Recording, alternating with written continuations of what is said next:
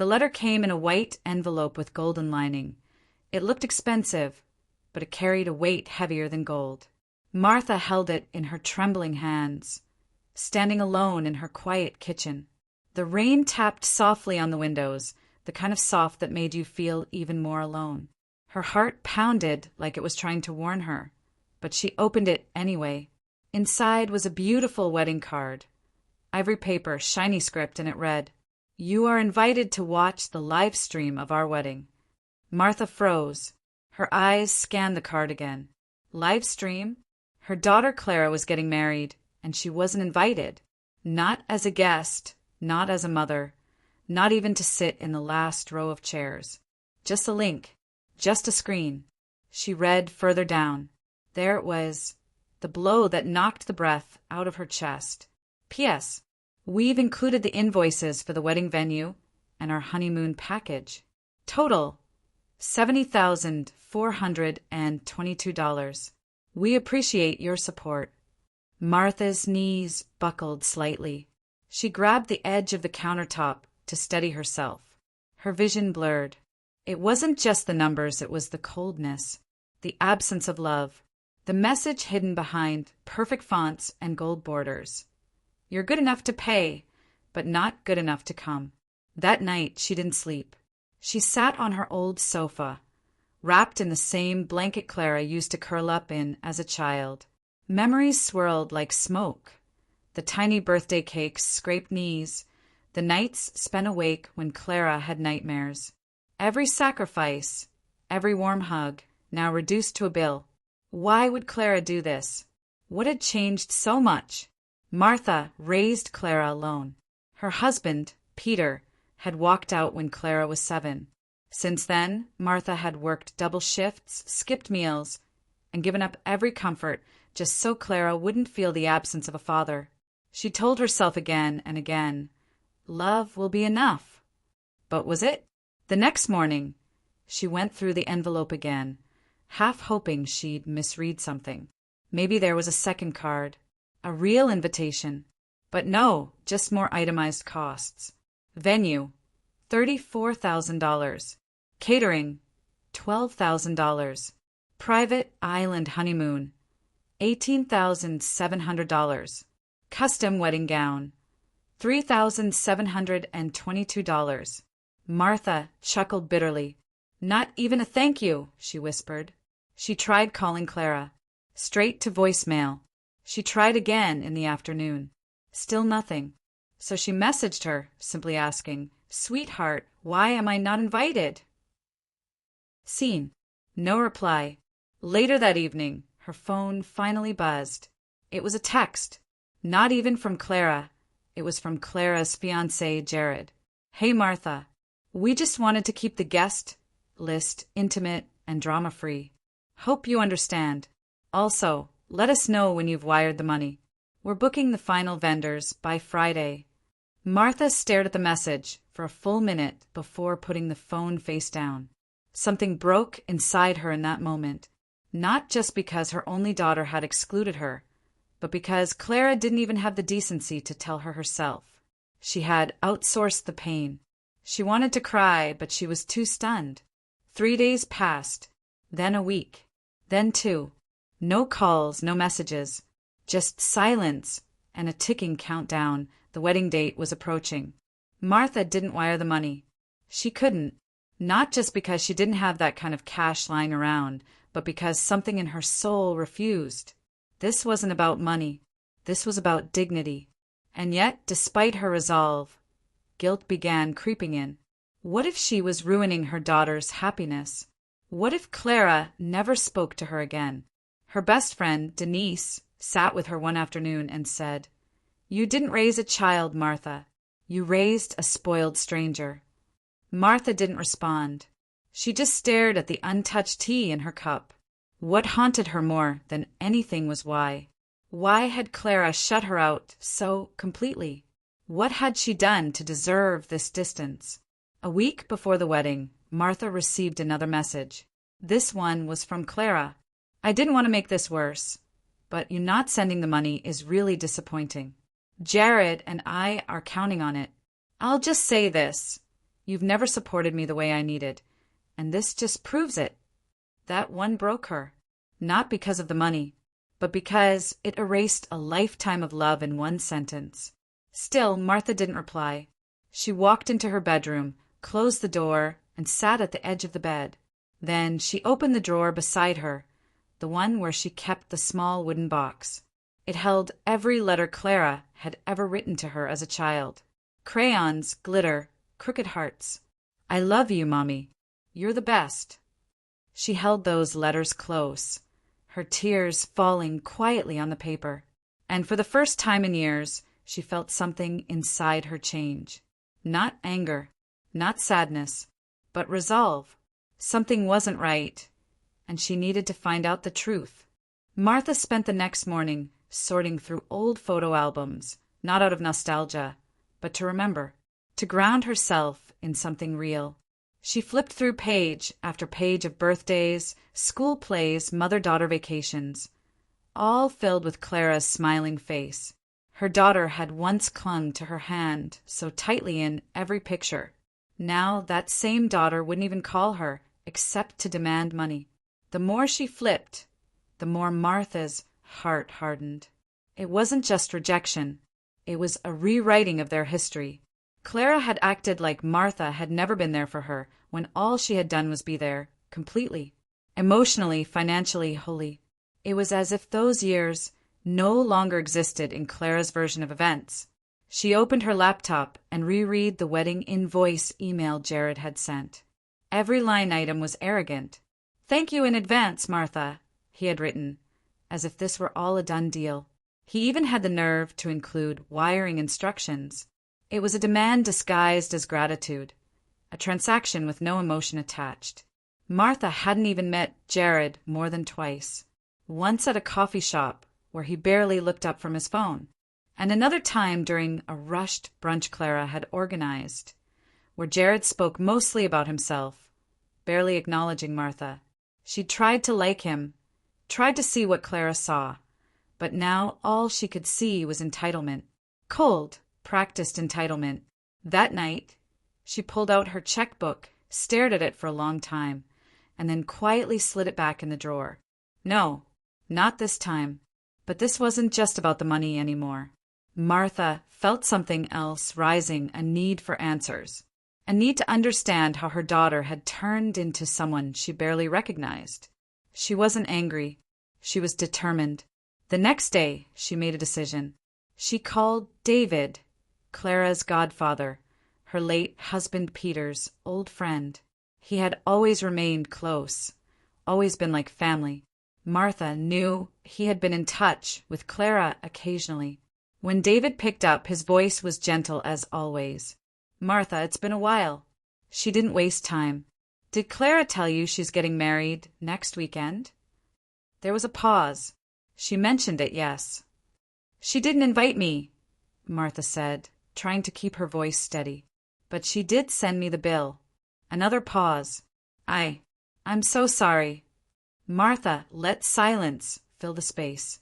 David eventually sighed and added, "I didn't think it was my place to say anything, but, Martha, I've heard things. I wasn't sure if they were true." "What things?" "About how Clara sees the past. About you." Martha's heart dropped. "What about me?" David hesitated, then said, "She tells people you were controlling, that you never let her be herself, that you pushed her into the career she never wanted, that you—" "Wait," Martha interrupted, stunned. "She wanted that career. I supported her." "I know," David said quickly. "I know that's not how it was. But that's what she's told people." Martha felt like the ground had shifted beneath her. How long had this narrative been forming behind her back? She ended the call with David politely, but her mind was spinning. What else had Clara been saying about her? Who else believed those lies? She needed to talk to someone who really knew Clara, someone recent. And that's when she remembered Clara's college roommate, Sophia. They'd stayed in touch briefly, and Sophia had always seemed kind. Maybe she would be willing to talk. It took her a while to find Sophia on social media, but she finally did. She sent a message, simple and direct. "Hi, Sophia. I'm Clara's mom. I hope this isn't weird, but I need to ask you something about Clara. If you have time, please let me know." To her surprise, Sophia responded within the hour. "Hi, Martha. Of course. I've actually been meaning to reach out for a long time. There are things you should probably know." Martha's chest tightened. "Like what?" Sophia didn't hold back. "Clara's not who you think she is. She's been telling people for years that you ruined her life. I always thought it was weird. She used to say awful things about you when she got drunk. She called you a burden. She even joked once that she hoped you'd just fade away quietly after she got married. I'm sorry, but I couldn't stay friends with her after that." Martha read the message over and over, each line cutting deeper than the last. It wasn't just that Clara was distant. She was deliberately cruel. Behind her back, to her friends, possibly even to Jared. And suddenly, the $70,000 bill made sense. Clara didn't want a mother. She wanted a bank. Martha sat silently for a long time that night, watching the rain against the window again. She wasn't crying anymore. Something had shifted, a quiet clarity, the kind that comes after the storm has already passed. She looked down at her phone and typed out one final message. "I will not be paying for the wedding or the honeymoon. I wish you the best, but I will not fund cruelty disguised as celebration." She hit send. Then she blocked Clara's number. But what she didn't know, not yet, was that Clara had been hiding more than her anger. She had been hiding a secret, one that would change everything. Martha didn't feel angry the next morning. She felt quiet, still, like her heart had finally stopped running after something it would never catch. She sat by the window, sipping plain tea, not even realizing it had gone cold in her hand. Her phone was silent. No missed calls, no apologies. And oddly, that didn't surprise her anymore. She kept thinking about Sophia's words, the way Clara used to talk about her when drunk, the jokes about her being a burden. That part stayed with her. It rang louder than the wedding invitation, louder than the $70,000 invoice. That single sentence had undone something deep inside her. Fade away quietly. It wasn't just painful, it was cruel.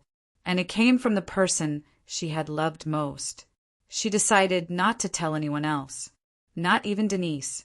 This was something she needed to carry alone for now, until she understood it better herself. Because deep down, she wasn't even sure who her daughter was anymore. But as quiet as things had gotten, they didn't stay that way for long. That afternoon, there was a knock at her front door. She hesitated. Nobody ever just dropped by anymore. She opened it slowly, and there stood a man.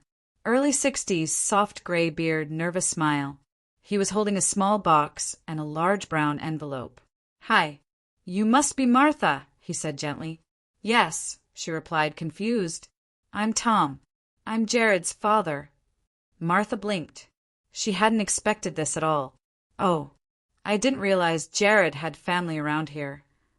I live a few towns over. May I come in? I won't take long. I think you should see something." Martha hesitated, but something about his eyes seemed honest. Tired but kind. She stepped aside and nodded. They sat in the living room. Tom placed the box and envelope on the table, but didn't touch them yet. "I'm sorry to come uninvited," he said, "but I couldn't stay quiet anymore." "What's this about?" she asked. He sighed. "My son, he's not who he pretends to be. And I think Clara's in danger. Emotional danger, at least. And I know you are too." Martha's heart started pounding again. "What do you mean?" Tom leaned forward, his hands clasped. "Jared is charming. Polished. But it's fake. He knows how to make people trust him, especially women. But when he doesn't get what he wants, he turns cold. I watched it happen with his mother. I watched it happen with 2 of his exes." Martha didn't say anything. She was listening carefully. He's the kind of man who finds someone strong, then chips away at them until they're too tired to leave. And Clara, she's already started acting differently. I can see it. Martha frowned.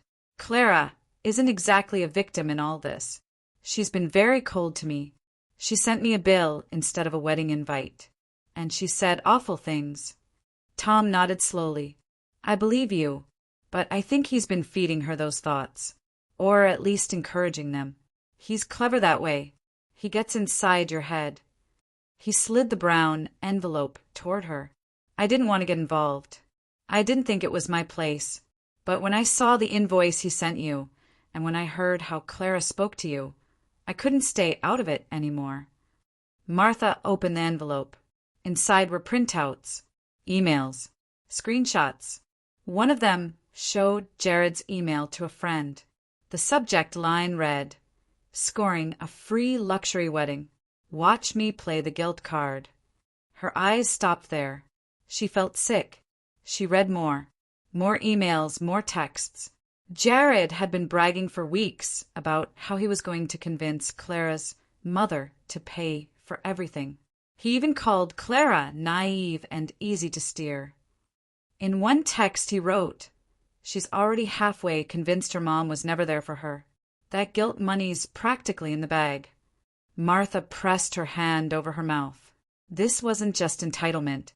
This was manipulation, calculated cruelty.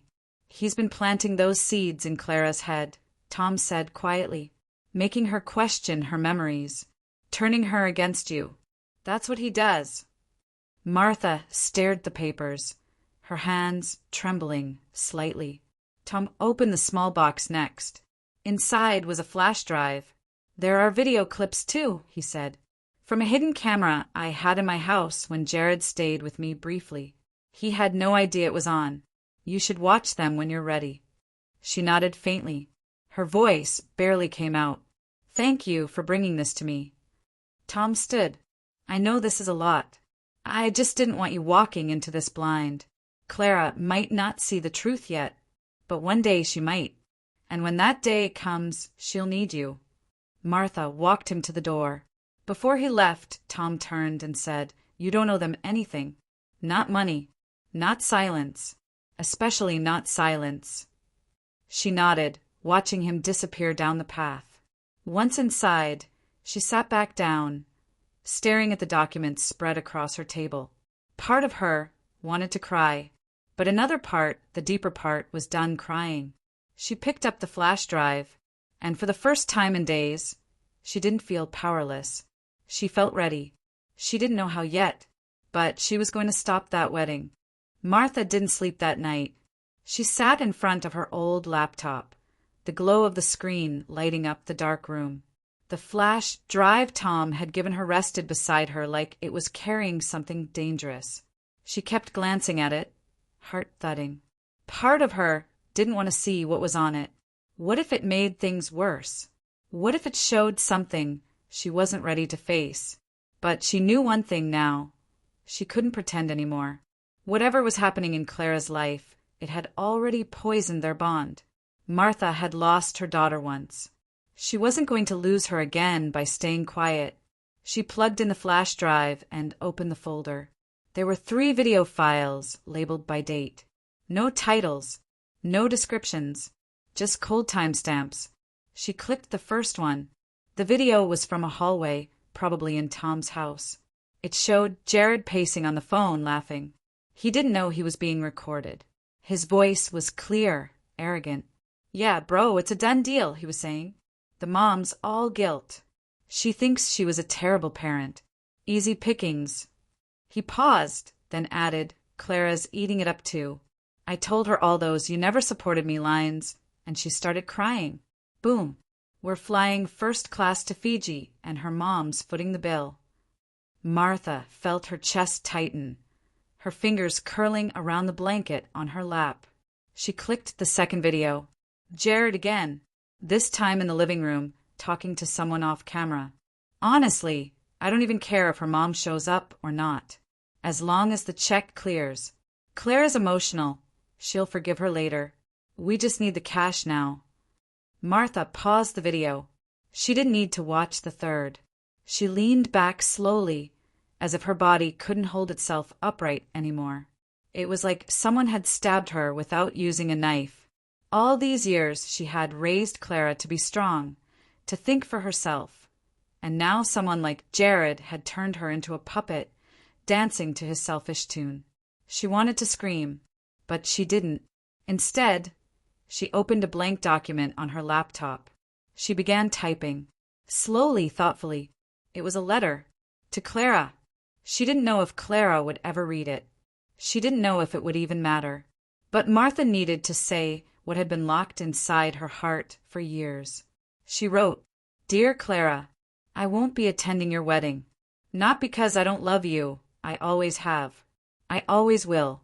But because I won't stand by and pretend this is okay. I raised you alone. I gave you everything I had, even when I had nothing. I was there for every tear, every fever, every heartbreak. I may not have been perfect, but I was present. I was real. And now, after everything, you've told yourself a story where I was the villain. I understand that memory is tricky, that emotions confuse things. But your words, your silence, they hurt more than anything. You didn't invite me. You billed me. You didn't call. You sent a text through someone else. You didn't ask. You demanded. That's not love, Clara. That's not how family treats each other. And now, I know that Jared's been whispering lies in your ears. Lies about me. Lies about money. Lies about love. I've seen proof of who he really is. I wish you could see it too. Maybe one day you will. Until then, I'm stepping away. Not because I don't care, but because I care too much to be treated this way. I'm always here, but I won't be your bank. I won't be your ghost. I'm your mother, and I deserve better." When she finished writing, Martha didn't cry. She felt clear, like the air after a storm. She printed the letter, folded it neatly, and placed it in an envelope. She didn't know what to do next, not exactly, but she knew she had to get that letter to Clara, and something else was forming in her mind.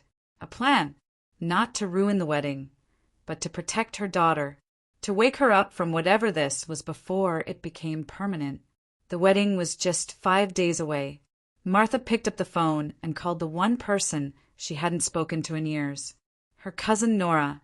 They had drifted apart long ago, after a small family disagreement. But Nora had always been the sharp one, the fixer, the woman you called when everything was falling apart. To Martha's surprise, she answered on the second ring. "Martha."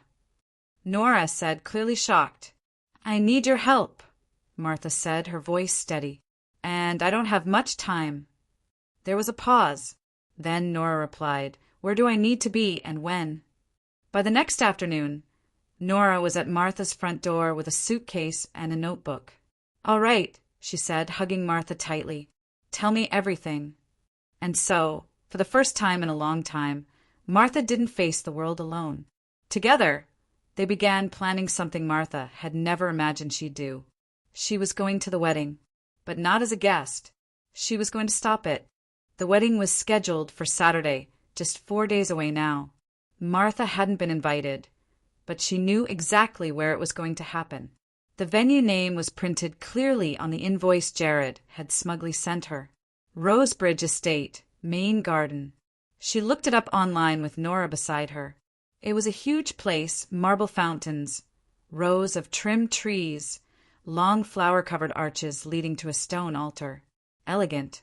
Fancy. Overdone.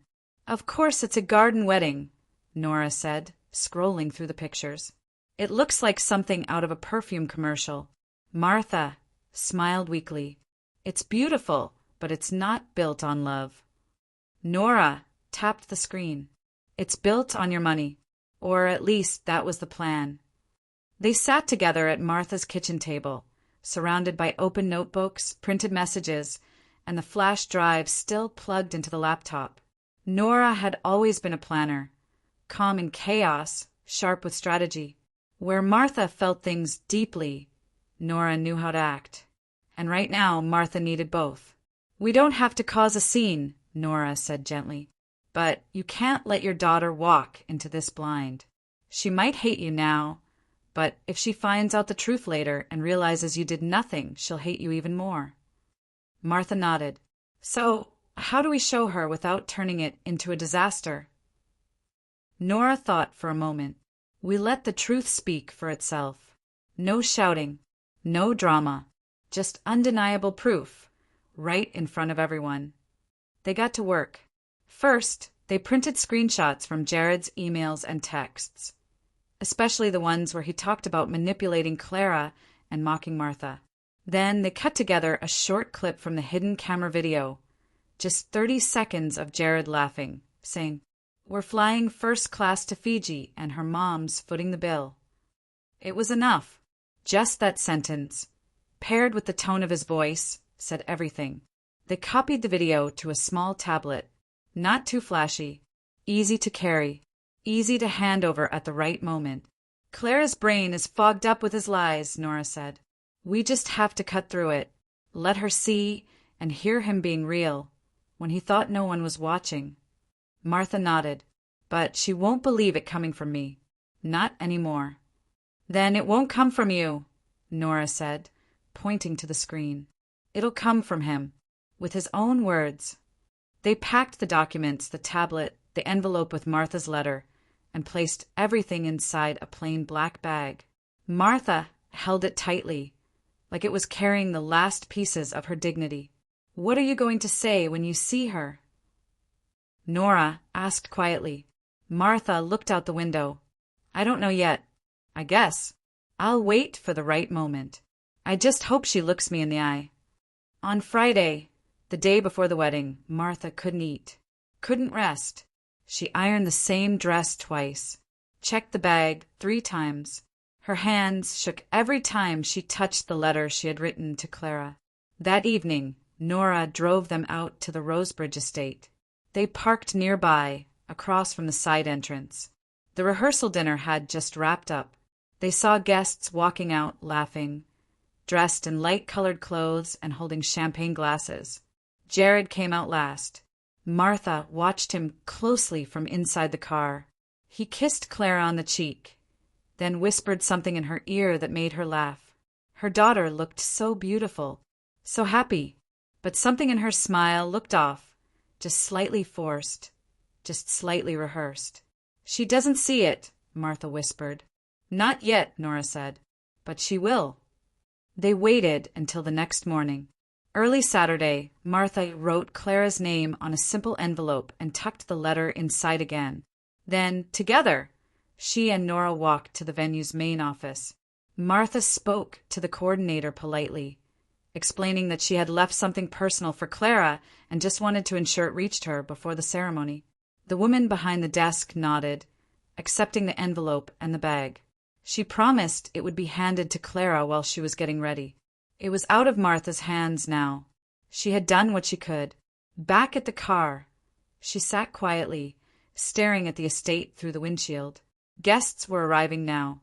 Music started playing through the gardens. It sounded like violins. People were smiling, hugging each other, ready for a celebration.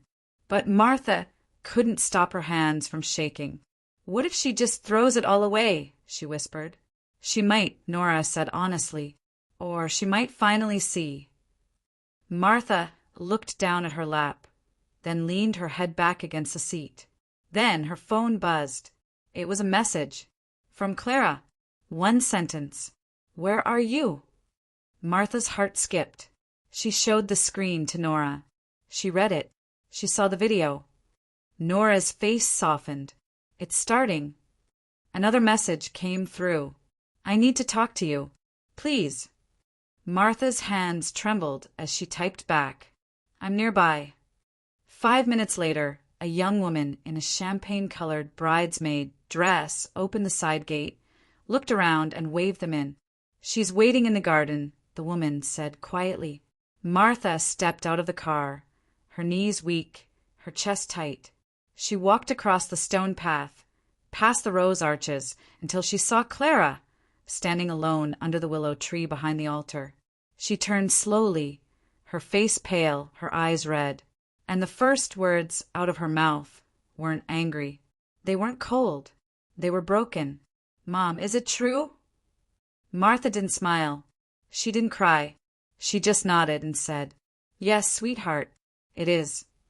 Clara stood frozen under the willow tree, her long veil clutched in her hand like she didn't even realize she was holding it.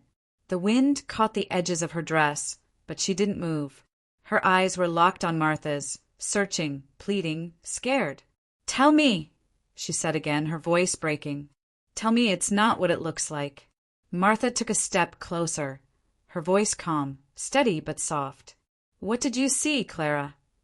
Clara blinked quickly, her chin quivering. "The emails, the video. Him laughing. Talking about using you for the money.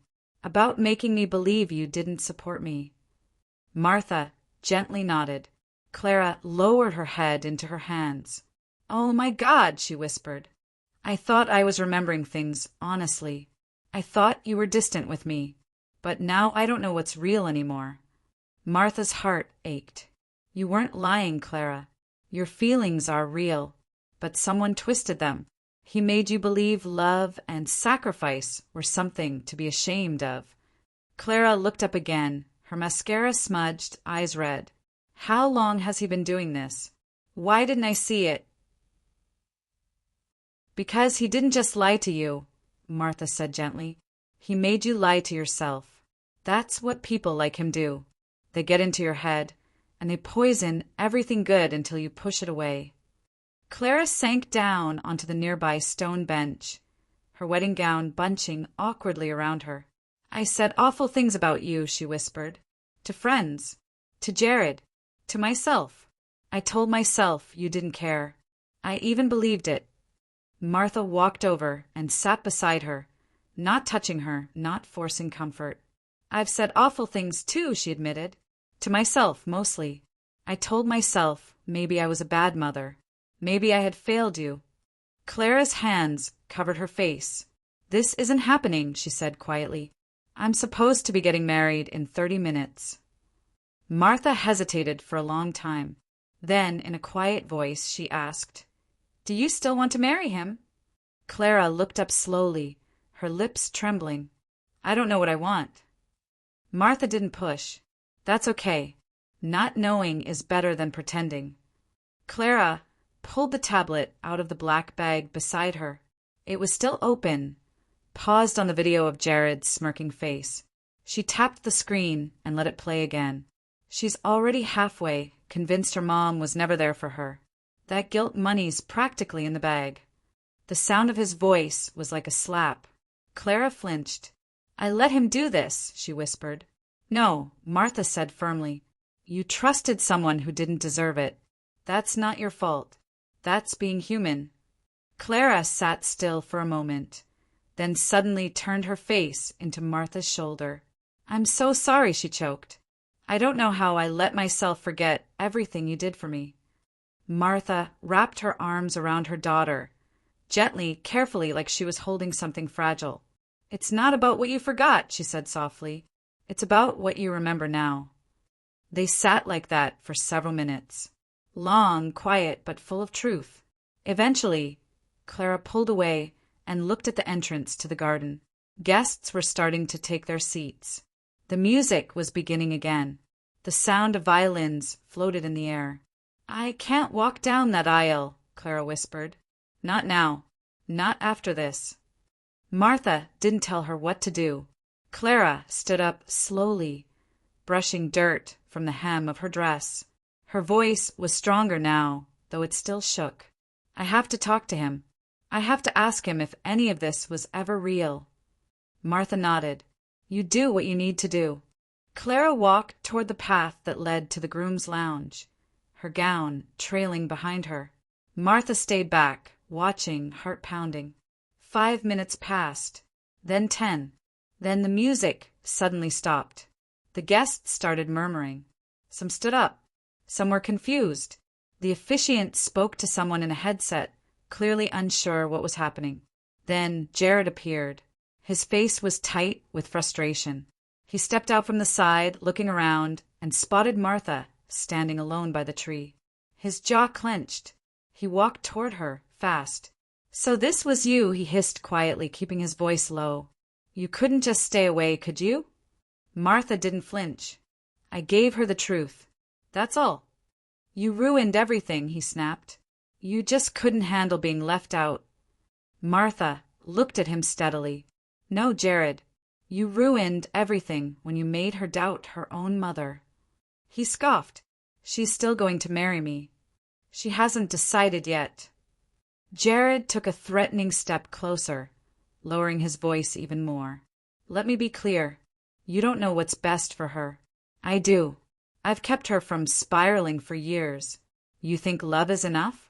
You think hugs and childhood stories fix adult problems. Martha stayed calm. No, but love doesn't manipulate. Love doesn't make you pay for affection. You don't love her, Jared. You control her. Before he could answer, Clara appeared behind him. I heard everything, she said, voice firm. Jared turned, his face draining of color.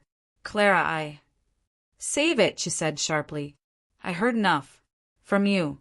From the videos. From the emails. From my mother. She walked past him and took Martha's hand. Come with me, Clara said, her voice softer now. We need to go tell the guests the wedding's off. Martha's eyes widened. Are you sure? Clara nodded. Yes.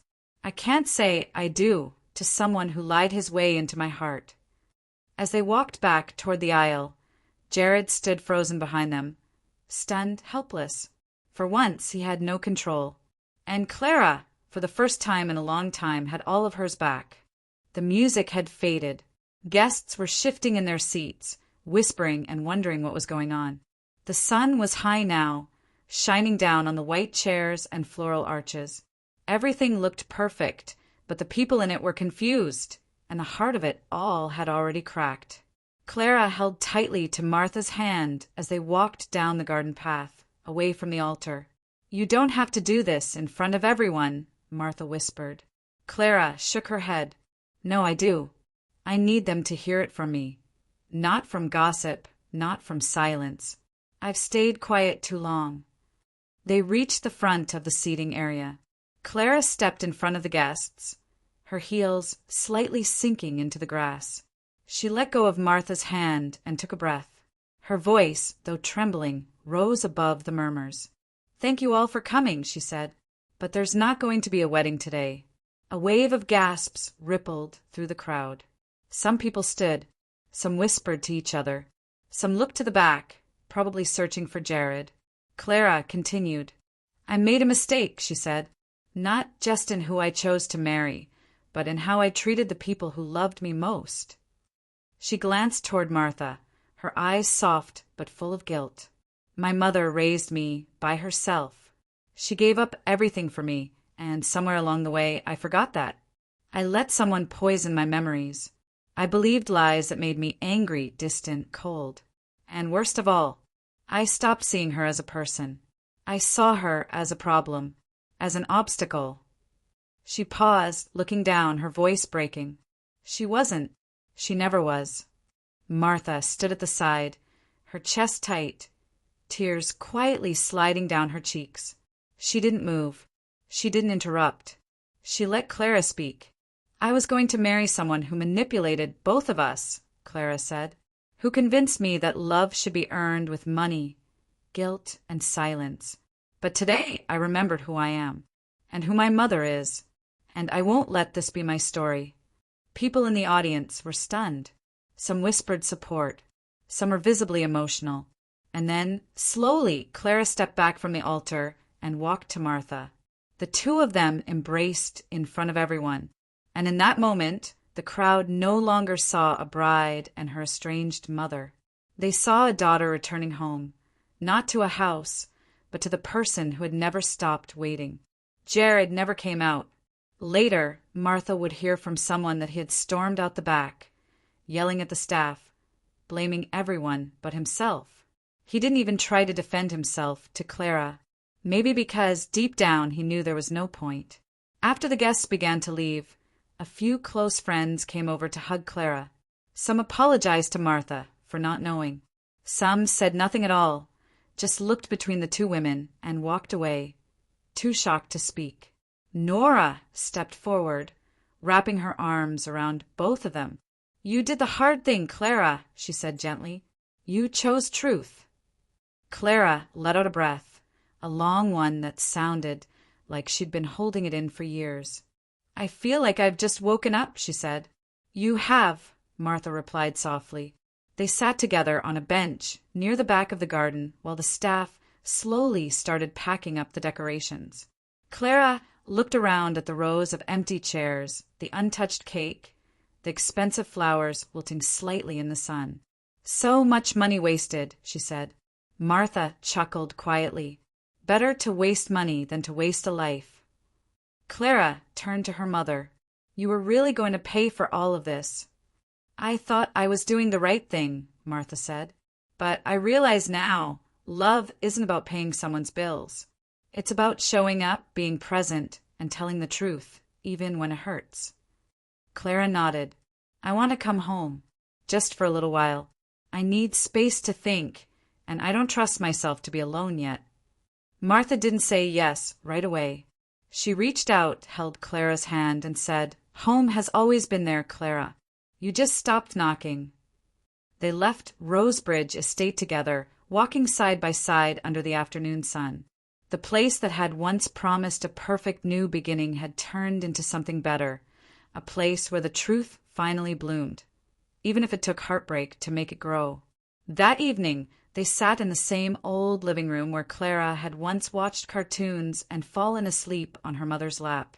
This time, she sat quietly, hands curled around a warm mug, her eyes distant but soft.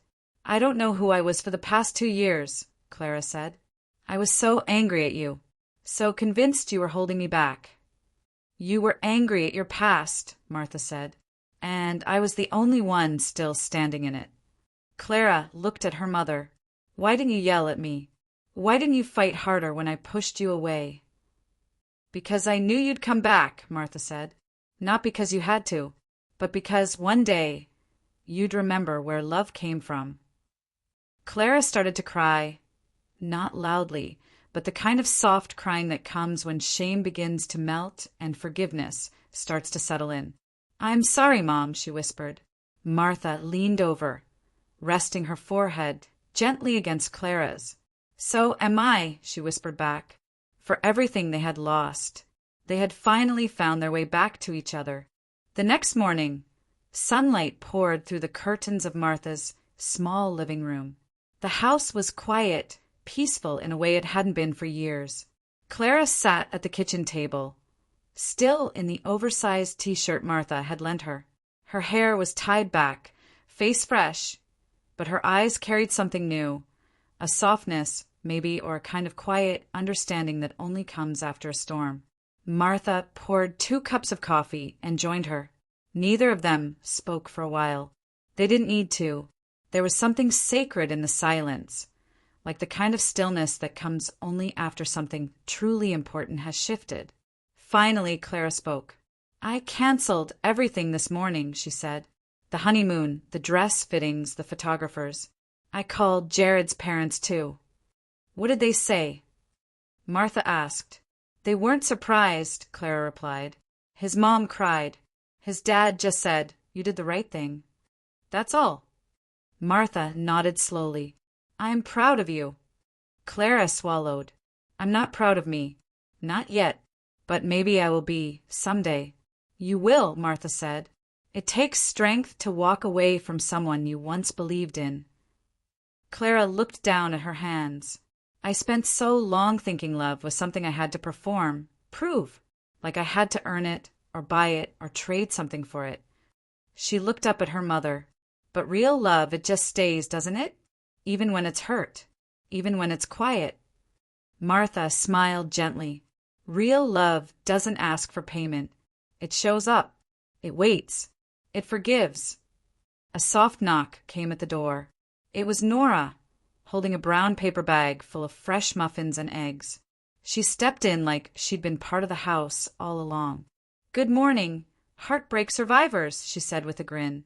Clara laughed for the first time in days, a real laugh, full of air, light, and a little bit of disbelief. They ate breakfast together, like a family that had found each other again, not in perfection, but in honesty. After Nora left, Clara asked her mother if she could walk down to the park. Alone. She needed time to think. Martha agreed, handing her a jacket. Before Clara left, she paused at the door. "I'm going to start therapy," she said quietly. "And I want us to talk more. Really talk. About everything.